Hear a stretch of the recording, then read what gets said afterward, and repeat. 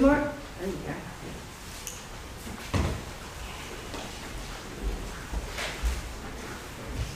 Good morning. Good morning.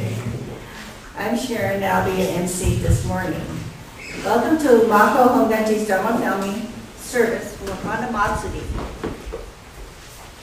the Festival of Flowers, which marks the birth of the historical Buddha, Gautama Buddha, known in Japanese as Shakyamuni Buddha. Before we begin our service this morning, we'd like to welcome our friends this morning, new friends. We have Andy. Hi, Andy. He's getting his master's at Grand Canyon University? Yes. Okay. And Xavier? Yes. Is that right? Yeah. And you're doing your studies at UH here on Maui. Yeah. Welcome, welcome. If you have any questions, we're very knowledgeable here. Right? Famous last word. She's the director of Buddhist education. You can ask her anything you No. like.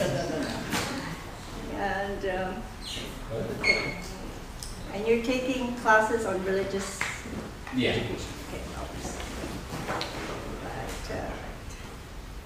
Please rise if you're able, and let's begin the service by singing the Bandana Tisarana together in both Pali and English.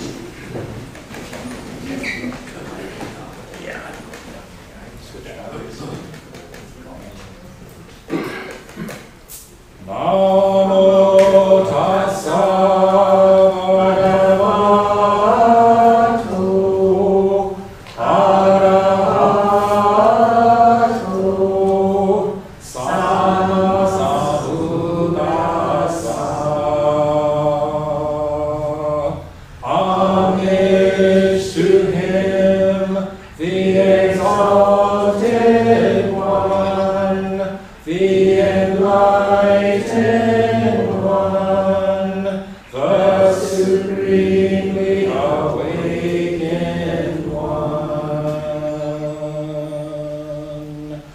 Buddha Saranam Gacchami,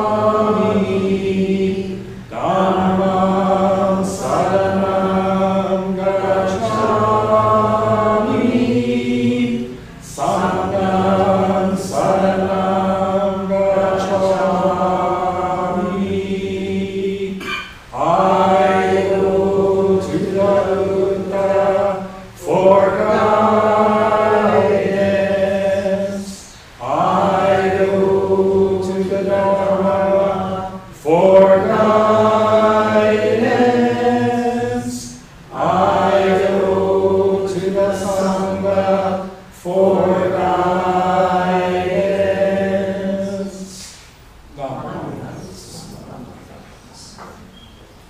Thank you. Please be seated.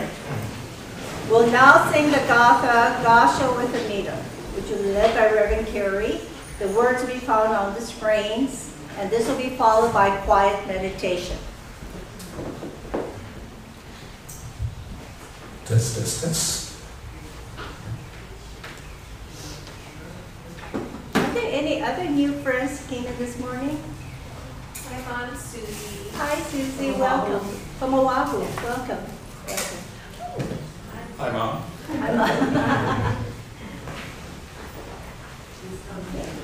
Okay.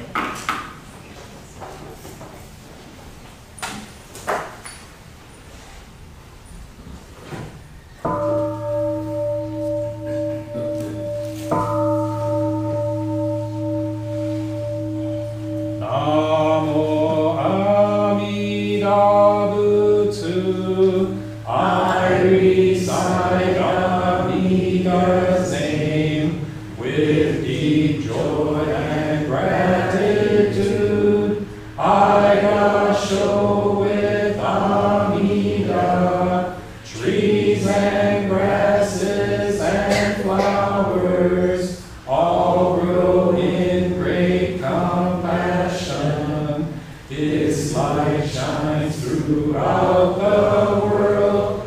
I gasho with Amida, flowers bloom and flowers fall. From the seed sprouts new flowers. This is the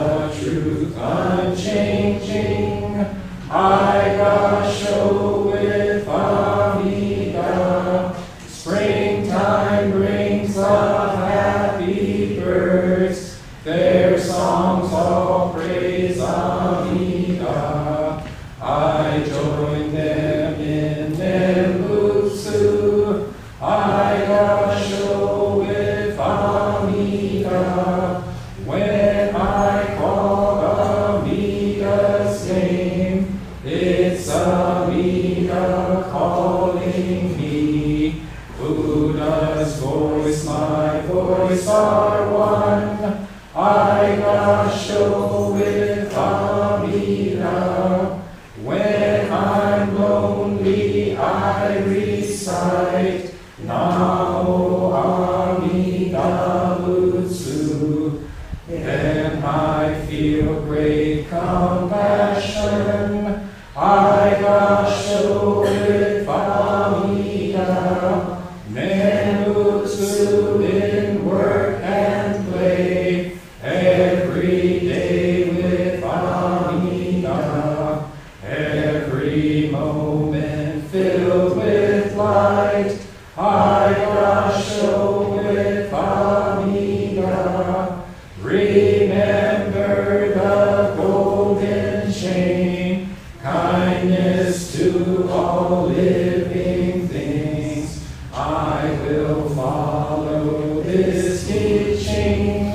I gasho with Amida. In the clear bright morning sun, in the fading light of day, in the darkness of the night, I gasho with Amida. Namo Amida Butsu. I live in great compassion. This great power guides my life. I gasho with Amida.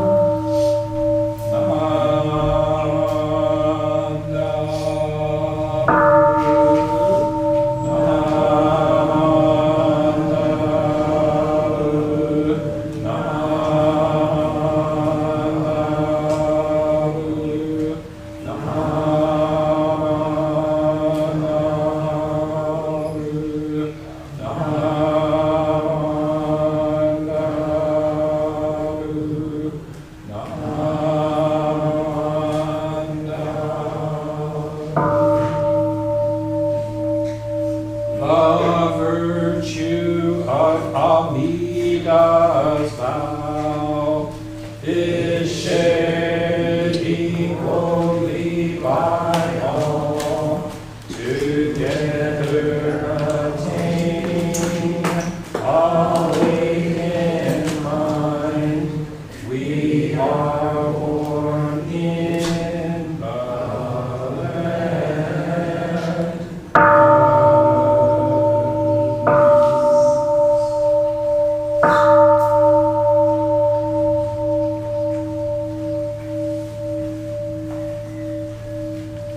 Amanda, Vitsanamanda, Vitsanamanda,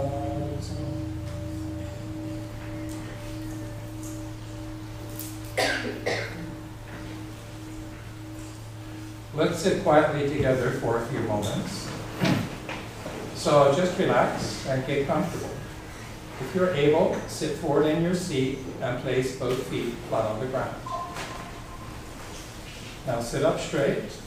Align your head, neck, shoulders, and back in a straight line that goes down to the floor. Place your hands comfortably in your lap. Now close your eyes and just breathe. Breathe in and breathe out.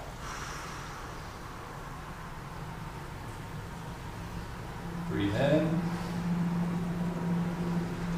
and breathe out.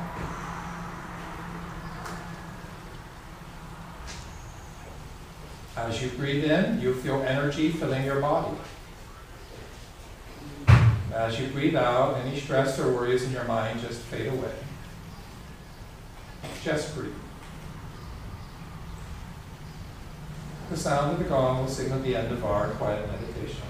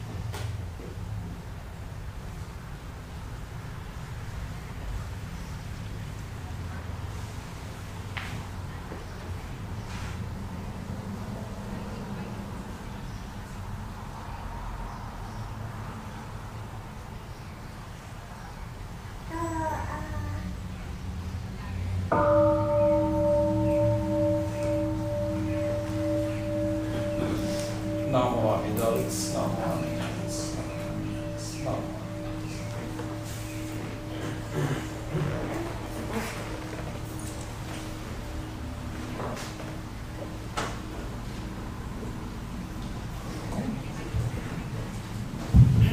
We'd like to encourage, we have some new friends this morning.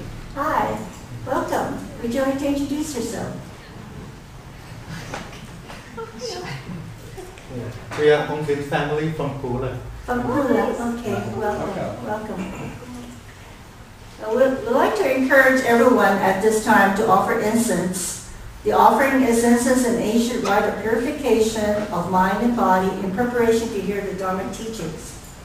Offertory or making donations and offerings to the temple is a practice of dana, the first of the 6 paramita perfections in the Mahayana Buddhism. And today we have on the side, okay, let's see, Kenneth, Lindsay, Osira.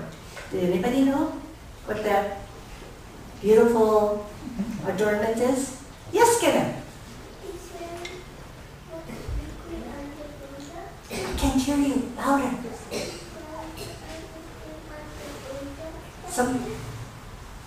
Okay, Scholar Hanamido, and represents what, Kenneth? You know it. What? Baby Buddha? Okay, and we're going to pour, okay, this represents the baby Buddha, Shakyamuni Buddha, and why do we put that water over him? Anybody knows? Sweet tea. Okay, I'm sorry, water, sorry. Sweet tea, yes, sweet tea.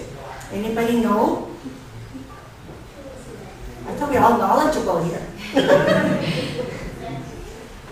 Mr. Lauren? What's that? Why do we put the sweet tea? Why do we pour the sweet tea over the baby Buddha? Because they rain sweet tea. Oh, okay, right. With the time of his birth, in where? Lumbini Garden. Lumbini Garden. And Lumbini Garden, very good. And you pour that sweet tea over. So after you offer incense, please offer some sweet tea. Oh, and Miss Jean will be taking photos. So offer sweet tea to baby Buddha. Okay, let's begin.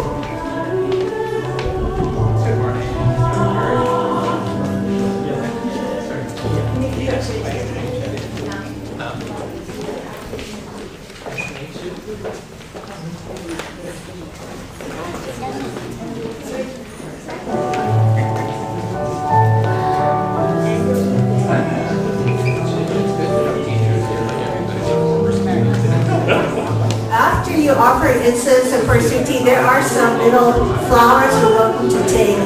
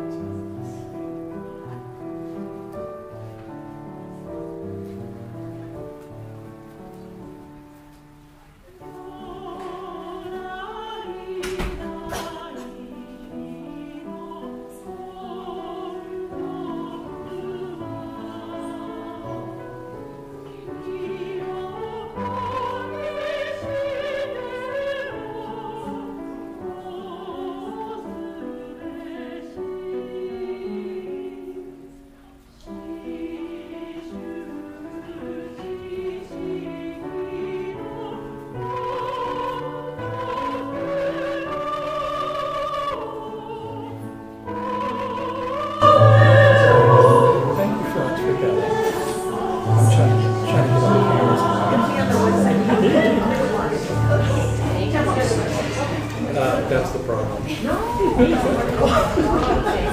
It's easier if we didn't try to be so fancy.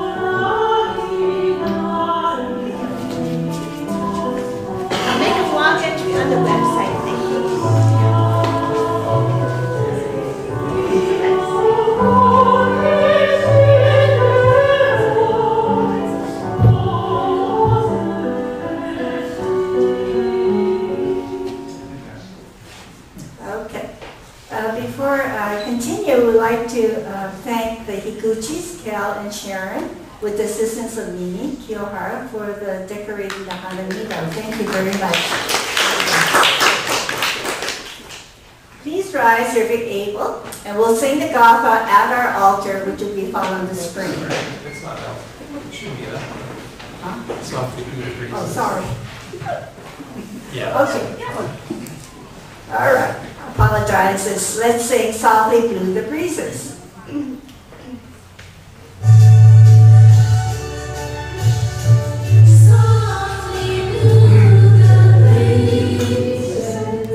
Sorry. It's video. Oh, it's a video. Sorry. Apologize, friends, and new friends. That's okay, we'll just start the first verse again, that's easy.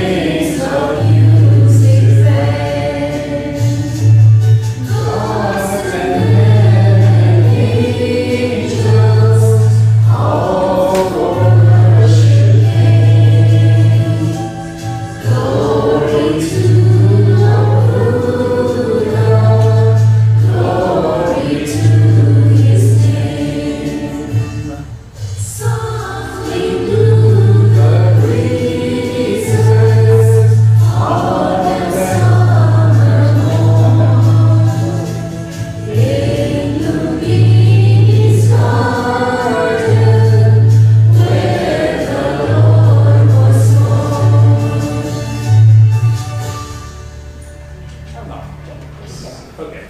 All right. Now, thank you. You may be seated. And we will recite the golden chain of love together. Ready, begin. I am a link in a Buddha's golden chain of love that stretches around the world. I must keep my link bright and strong. I will try to be kind and gentle to every living thing and protect all more than myself. I will try to think pure and beautiful thoughts, to say pure and beautiful words, and to do pure and beautiful deeds.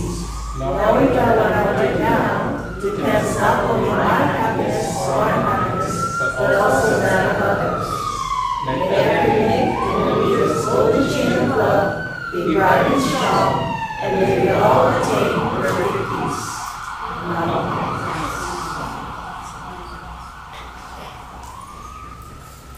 And now is children's drama story time. Maybe. Okay. Let's see, I'll make that one.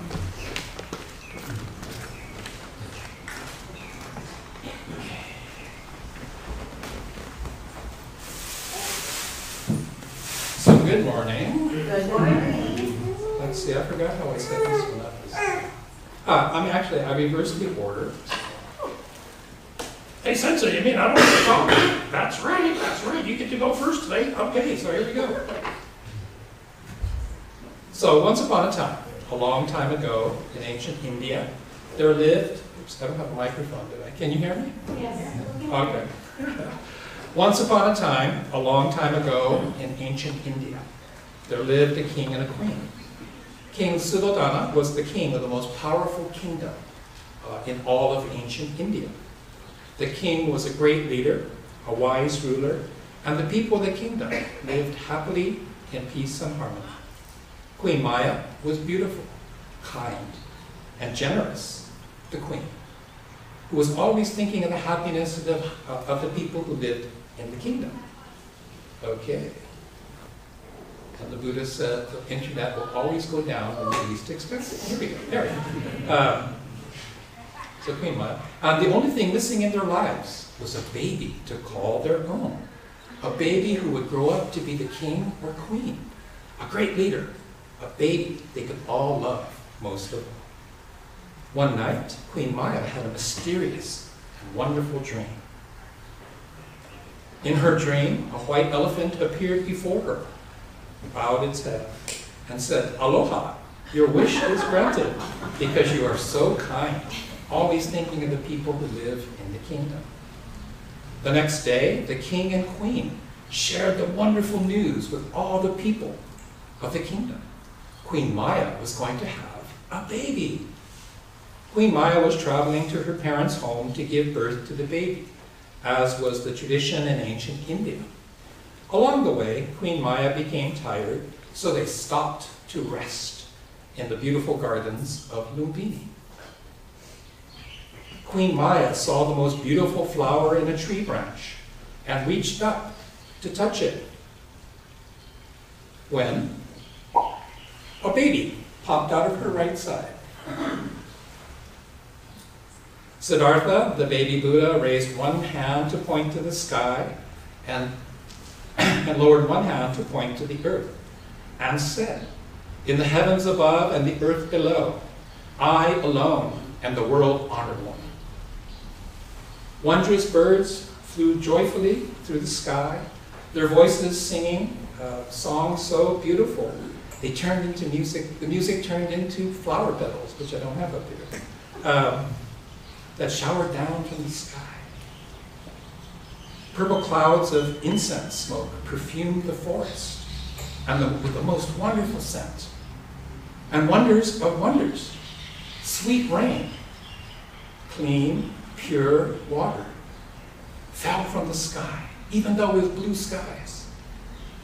All of the forest creatures danced in joy, and the people of the kingdom rejoiced and shared the happiness of their beloved king and queen, who finally had a baby to call their own, a baby they could love most of all, a baby who would grow up to be king.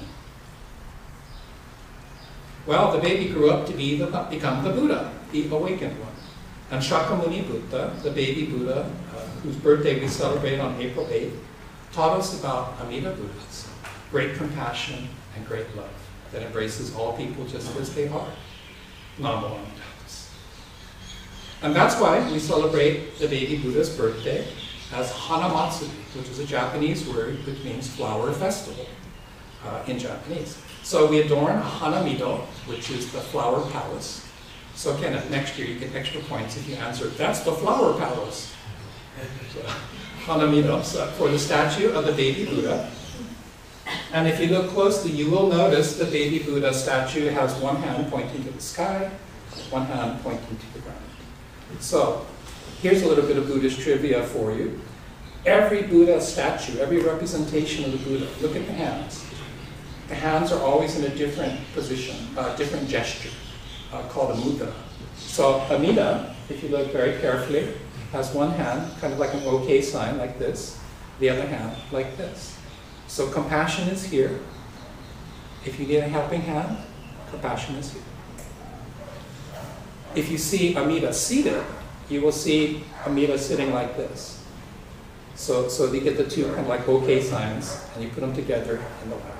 So if you see the seated Buddha, the Kamakura, the great Buddha of Kamakura, actually cross-legged, but will be seated with the hand gestures like this. If you see a statue of a seated Buddha, one hand kind of pointing up, but one touching the ground, that is always Shakyamuni. If there's the medicine Buddha, it has like a medicine ball looking thing. So anyway, if you're ever in doubt, look at the hand gestures, and you can figure out which Buddha you're looking at. And so, like the miracle of the baby Buddha's birth, we offer flowers, we offer incense, we offer lights. And that's why, right, we have the most fun part of Hanamatsuri, we pour sweet tea over the statue of the baby Buddha to represent the sweet rain falling from the heavens to wash the baby.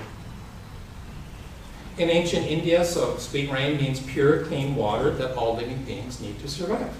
So when the baby Buddha's birthday story comes to China, they thought, sweet rain. That sounds like tiancha, which is a Chinese herb, which is very, very sweet when you make tea with it. So Buddhism then comes to Japan, and the Chinese characters are written in the same way. Tianjia is written in the same way as Amacha, which literally means sweet tea in Japanese.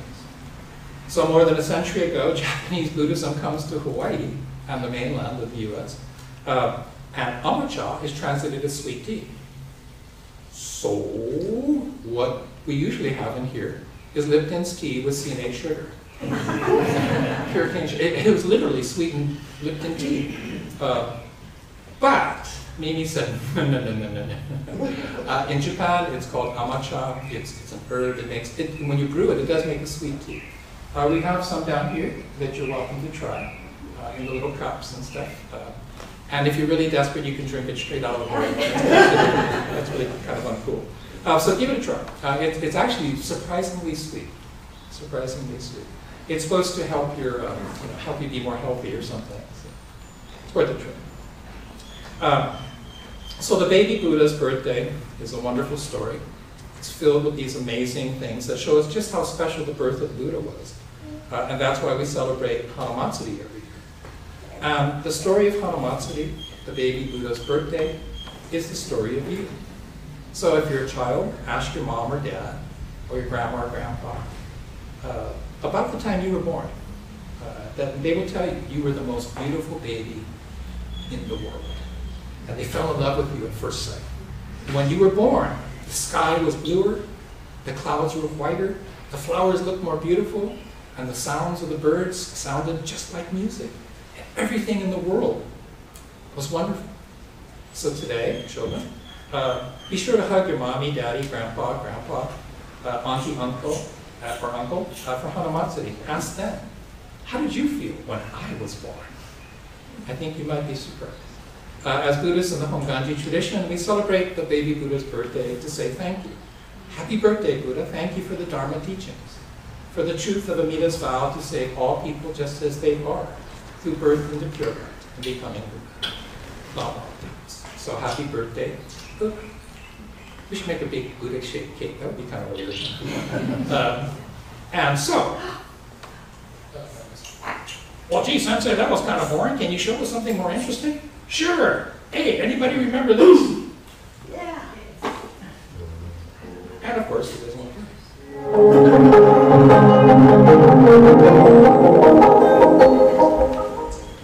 What is Hanamatsuri? Hanamatsuri is Japanese for flower. It is the occasion when Buddhists celebrate the birth of Siddhartha Gautama. Rosary is like the Buddha. Scene 1, Starry Night. About 2,600 years ago, there was a kingdom in northern India called the Muslims. King Shuddhodana and his wife, Queen Maya, ruled this kingdom. One night, Queen Maya, it was a divine peace. The sky was filled with white light. Okay. And the electric rays became a super element. Maya was looking up and told him about her dream. She said, I feel happy and my heart is filled with joy. The king said, your dream is fascinating. I will ask our real astrologer to interpret your dream. The astrologer said, I have interpreted our queen's dream. This kingdom is going to have a great prince. The queen will bear a son who will become a great man one day. How magnificent, said the king. My dream of having a son succeed me will come true. Scene 2, beautiful Lumbini garden. Many months passed, and as it is the custom, the queen was returning to her parents' home to give birth. The journey made Queen Maya very tired, and she asked to rest in the beautiful garden ahead. Birds sang.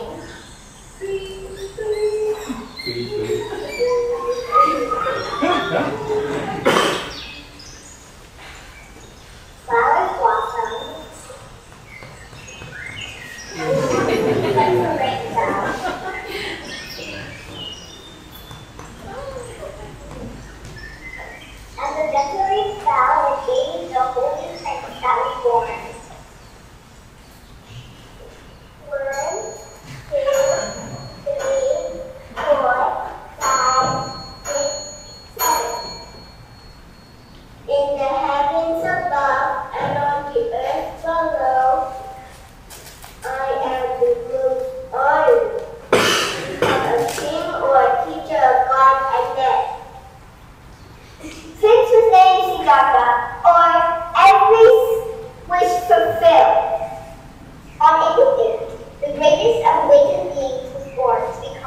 like the Buddha. The birth of the Buddha is just the first part of this amazing story. Let us embrace each day with open hearts, filled with love and peace, listening and practicing the teachings of the Buddha. The end. And now, happy birthday to you. Happy birthday to you. Happy birthday, dear Buddha. Happy birthday to you.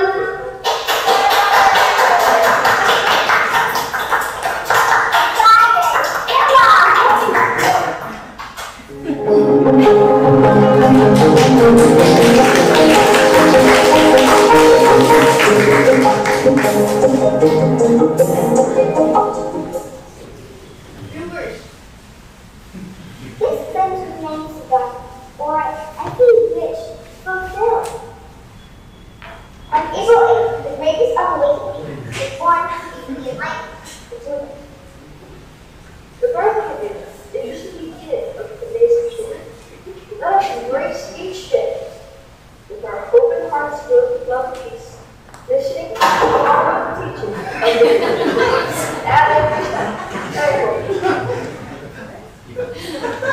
Okay. Okay, let's give everybody a hand.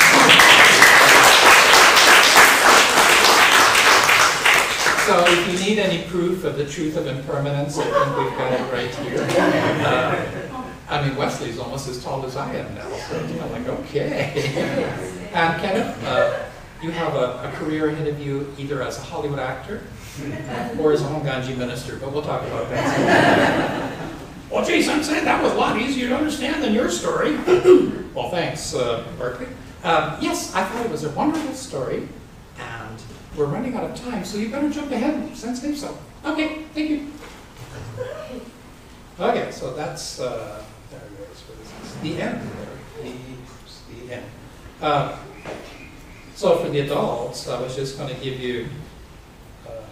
Okay. So that's the version of the story that most people are familiar with, particularly in the Honganji. But there are other versions of the story which include more adult elements. So I'll just drop a couple for you. So Queen Maya dies shortly after the birth of the baby. So Prince Siddhartha, he knows the truth of impermanence from a very early age. Even if you're the crown prince, you know if your mom's not around. And so this becomes Siddhartha's first experience with the reality of the truth of impermanence. He's raised by his auntie, Prajapati. I'll remember that name. But because he's raised by his auntie, by his family, he learns all life is interconnected and interdependent, and he learns the primary importance of family and community. And Prajapati plays an important role later. So this part, being born and raised in Los Angeles, I love this part. What does Siddhartha do? He turns his back on his father. He abandons his responsibilities as the crown prince and his duties to the people of the kingdom. He literally walks out on his wife and kid in the middle of the night. He just walks out. And his dad, the king, gave Siddhartha the best of everything. It's all paid for by the people of the kingdom to protect, to shield Siddhartha from the realities, the unpleasant realities of human existence.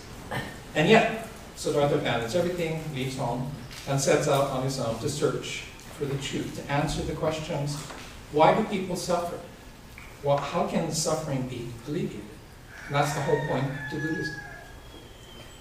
So, they did mention that Siddhartha translates as every wish fulfilled. So, Siddhartha names his son Rahula, which means fetters, which is an old word which means things that hold you back. So, imagine if your dad named you, hey, you're going to hold me back. But the story actually, as it goes, Rahula eventually becomes one of the Buddha's best disciples, one of the greatest disciples. And for that matter, Siddhartha's father, King Suddhodana, also becomes a follower and a big supporter of the Buddha, the Dharma, and the Sangha.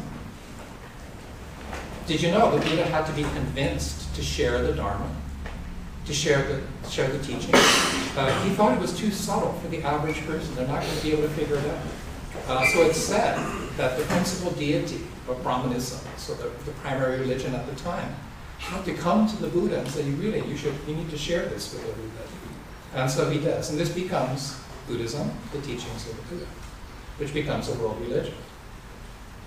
Did you know the Buddha had to be convinced to open the Buddhist path to women?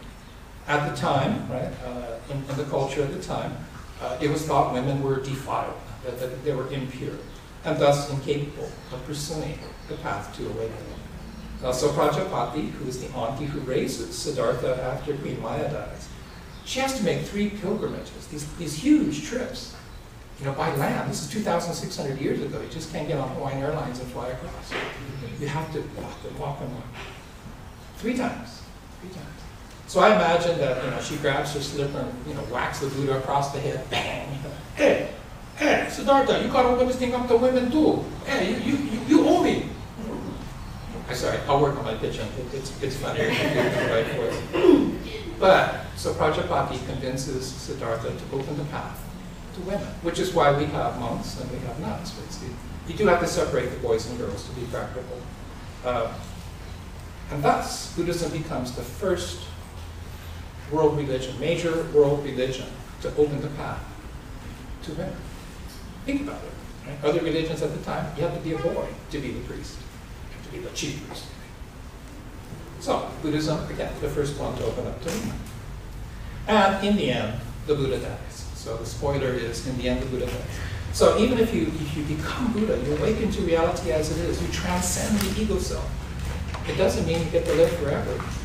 So born into a human form, all people age, decay, and eventually reach the end of life, without exception, even if you become a Buddha.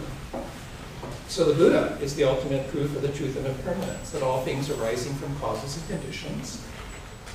I got mom and dad. Right? Born into human life, that you will eventually experience aging, decay, and the end of life. So that's where you're supposed to say, so what's the point of becoming a Buddha? Or what's the point of this story? Of course, the birth of the Buddha is a legend. It has many legendary elements. It reflects the culture of the time. If you read Indian literature, it's extraordinarily poetic and descriptive, and flowers and birds and all this kind of stuff. Actually, if you look closely at my kesa, you can see the 7 birds of the Pure Land. I'm sorry, the 6 birds of the Pure Land. There's 3 on each side.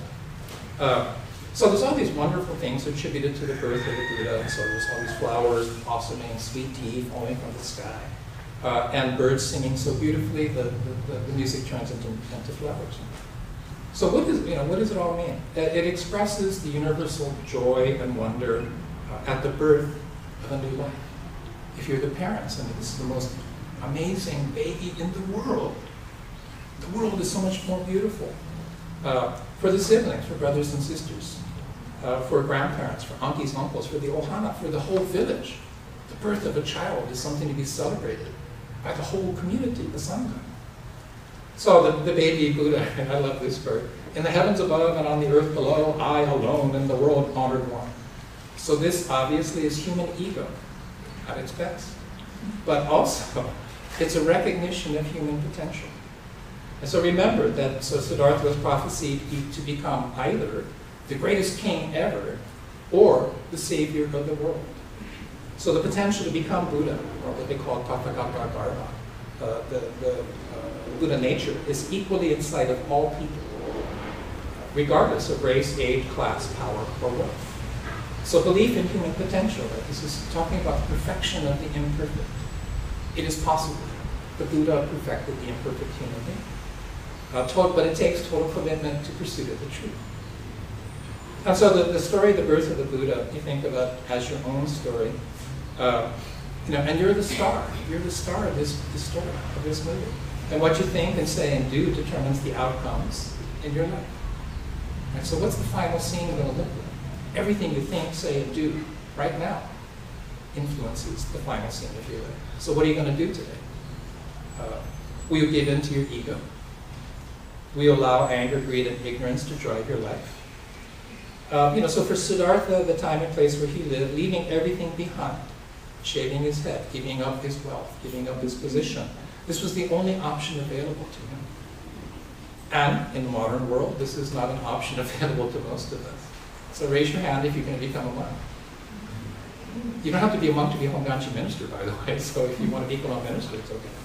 But if you wanted to become a Buddha, okay, at the time the only path was through the traditional path of monastic practice. So what do? What do we do? And this is where Buddhism for the rest of us emerges. So the Honganji tradition, the path of Namo Amida Butsu, if you can't walk the path of discipline, if you can't become a monk, Amida's vow to save all people just as they are, embracing all ordinary human beings just as they are. You don't have to be exceptional, you don't have to sacrifice your family and friends and communities. You don't have to become a better you. Just become you, the authentic you, just as you are. And so the path of Embutsu begins and ends with saying, Namo Amida Butsu.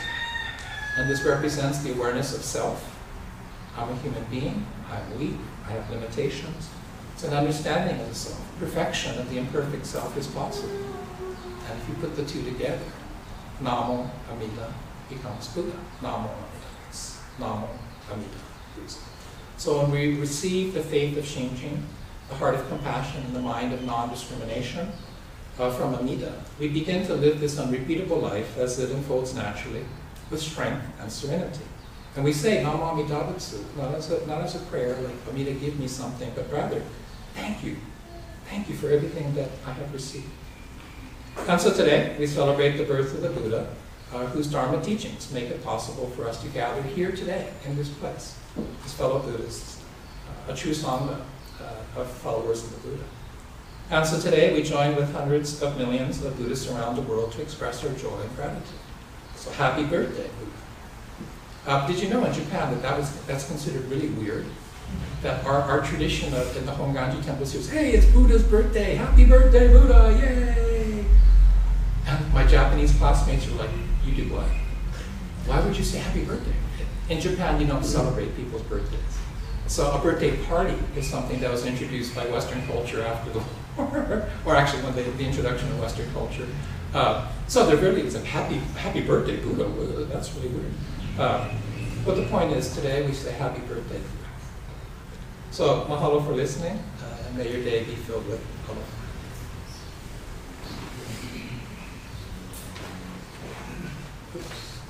And remember to be good. Yes, but not too much. Okay, so is that one work, or let's just switch to this one. I don't know, the Wi-Fi is acting very strange today.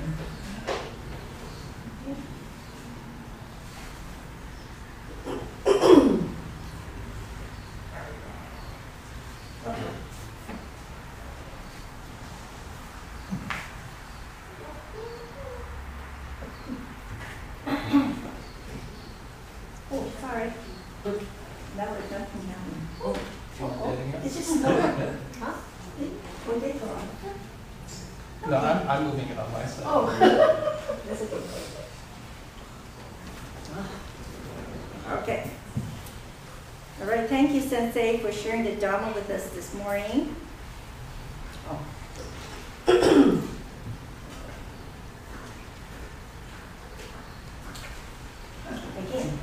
connection. I have to reset the... Okay, so we're going to do the Metta Sutta, so and the words hopefully will be on the screen. Hopefully. May all beings be happy and well. May no harm or difficulties come to them. May they live in peace and harmony. May I be happy and well. May no harm or difficulties come to me. May I live in peace and harmony. May my family be happy and well. May no harm or difficulties come to them. May they live in peace and harmony. May my friends be happy and well. May no harm or difficulties come to them. May they live in peace and harmony. May my teachers be happy and well. May no harm or difficulties come to them. May they live in peace and harmony.